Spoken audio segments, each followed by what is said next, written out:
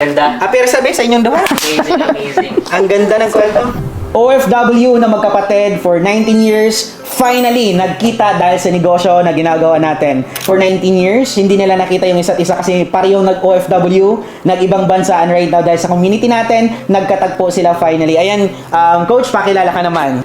I am Coach Hasana Paruhinog, a former OFW sa bansang Saudi for 16 years and right now, kasama ko ng kapatid ko dito ginagawa ang negosyo.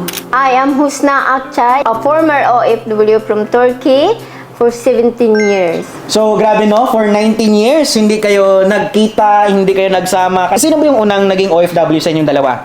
Ako kasi that time nagkasakit ang tatay ko. So, agad naisip ko, paano na yung kapatid ko? Paano na siya mapatapos? Nagkasakit ang tatay ko. Kaya, nag-ano din ako iniwan ko yung third year college ko. So ibig sabihin, hindi ka nagtapos? Hindi ako nagtapos kasi umano ako, sabi ko sa tatay ko mag-Manila ako. Pupunta ako ng kaibigan ko kasi hindi rin papayag ang tatay ko mag-OFW ako that time kasi nag-aaral ako. So, sinabi ko na lang, nasa Lebanon na ako. Ilang countries pala yung napuntahan mo na? Lebanon, ano pa?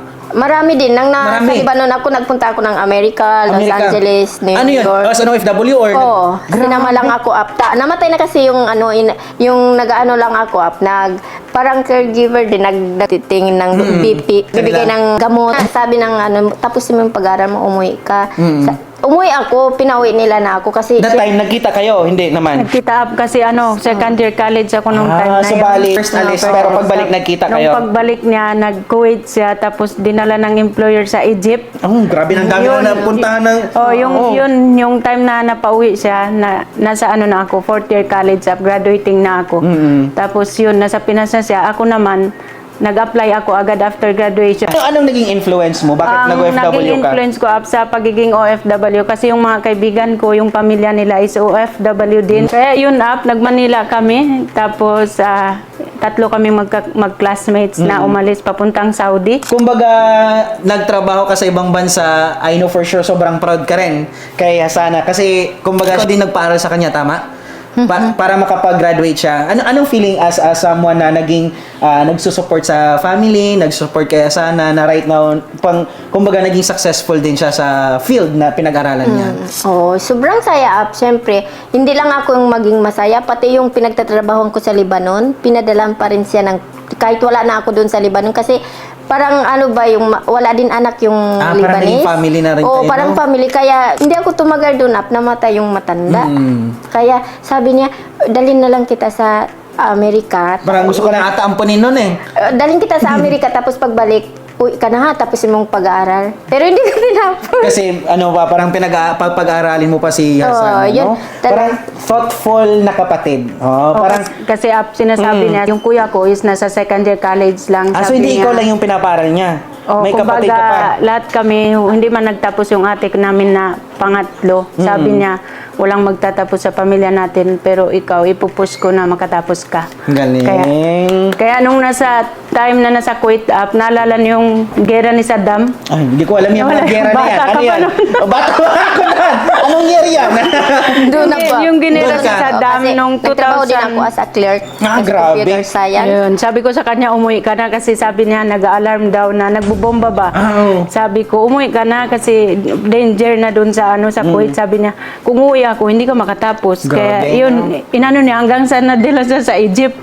So, grabe. Parang, yung kwento nilang dalawa ba, parang roller coaster of emotion. Gugustuhin nyo man magkasama, pero hindi pwede. Kasi may mga priorities pa. Parang kahit anong sabog pa nangyari, kahit anong gera mangyayari, hindi ako uwi para sa family. Parang ang ganda ng prinsipyo din sa buhay na... Baga, yung dream ng magulang namin na mapatapos ako, Siya yung nagsalo. Ay, grabe naman. Ikaw na yung nanay at tatay. Inatay. Ay, joke lang. Ina at saka tatay pala.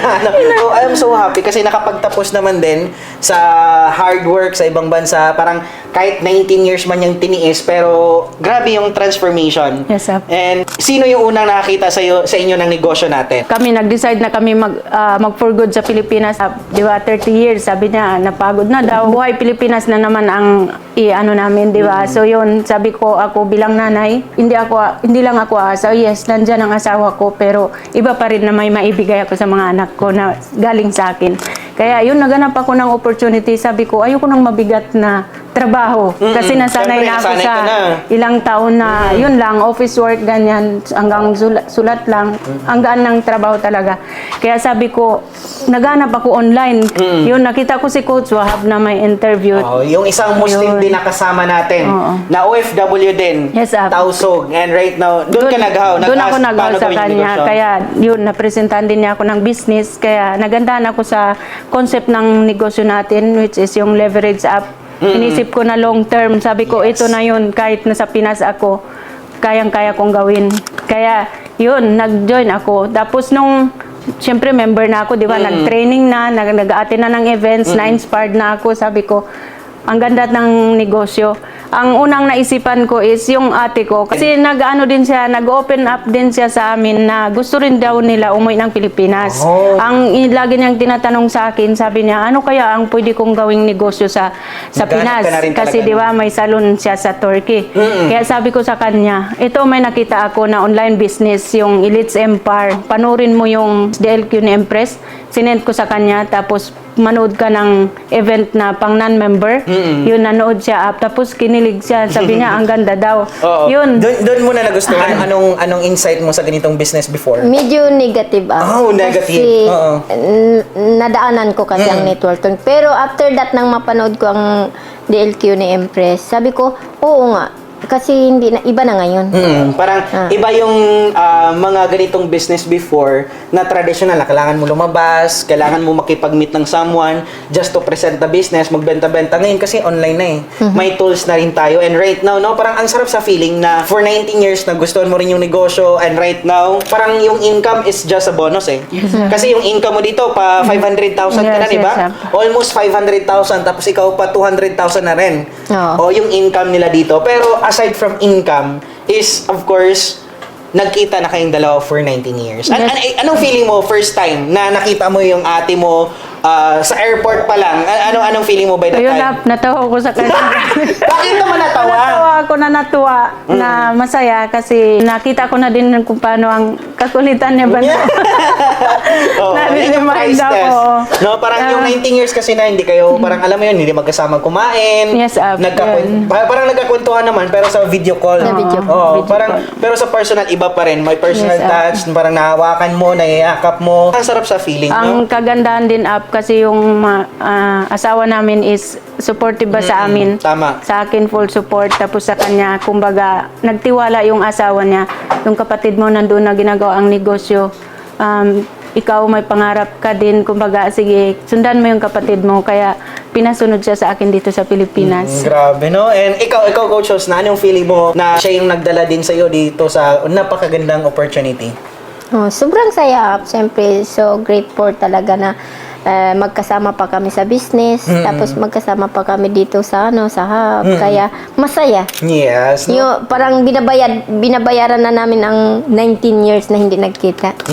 Parang for 19 years, no? Ngayon lang kayo bumabawi sa isa't isa. Oo. Yung mga moments na parang nakaligtaan kasi hindi kayo magkasama. Yes. I know for sure marami din mga OFWs na the same ng situation sa inyo.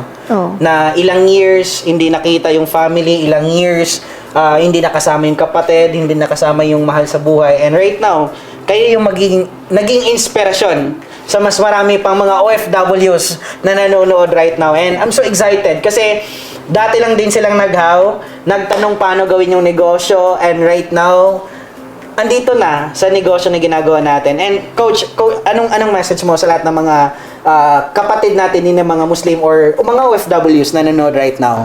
Sa mga kapatid kong Muslim or kahit hindi, sa mga kababayan ko na nangingibang bansa, alam kong gusto nyo rin makasama ang pamilya nyo sa Pilipinas. Ito yung tamang opportunity na gagawin nyo. Kasi kami mismo nandito na at saka iba-ibang background ang nandito. Marami, hindi lang kami. Marami na ang natulungan ng community. Kaya ikaw, mag-decision ka na right now. Yes. And ikaw, Coach, from someone na may traditional business sa Turkey, okay naman yung buhay, anong message mo sa lahat ng mga OFWs or mga citizen na abroad? Ang masasabi ko lang up sa kanila, kahit ano pa yan tayo, kahit citizen pa yan tayo, kahit maganda pa rin ang masarap ang buhay natin sa ibang bansa, ang uuwian pa rin natin Pilipinas. Yes.